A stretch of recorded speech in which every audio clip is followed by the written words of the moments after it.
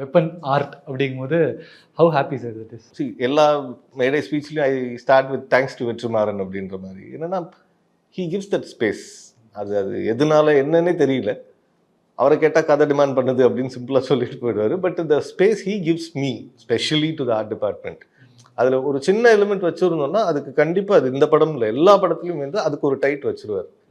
இதுக்கும் ரசித்து பண்ணியிருக்காங்க, அதுக்கு ஒரு டைட் வச்சுருவோம் அப்படின்ட்டு. ஸோ அந்த இதுதான் திருப்பியும் கண்டினியூ ஆயிருக்கு. அந்த டைட் சும்மா அந்த டைமில் உங்களை கன்வின்ஸ் பண்ணுறதுக்காக மட்டும் எடுக்காமல் அந்த ஷார்ட் ஆக்சுவலி படத்துலையும் வைக்கிறது தான் அந்த மனசு தான் சார் கடவுள். அதுதான் சொல்கிறேன். வெற்றி பொறுத்த வரைக்கும் ஹில் பி வெரி கிளியர். அவருக்கு என்ன வேணுன்றது கிறிஸ்பன் நீட்டாக சொல்லிடுவார், இது எனக்கு வேணும்னு. ஸோ அதுக்குள்ளே கிரவுண்ட் ஒர்க் பண்ணுறது தான் நாங்கள் ஒரு டீம் இருக்கோம், எல்லாம் பண்ணிடுவோம். ஸோ அப்போது என்கிட்டேருந்து ஒரு அவுட்புட் வருதுன்னா ஹீ நோஸ் தட் நான் சொன்ன கண்டென்ட்டுக்கு இது எதோ யூஸ்ஃபுல்லாக இருக்கும், அதனால தான் வச்சிருப்பாரு.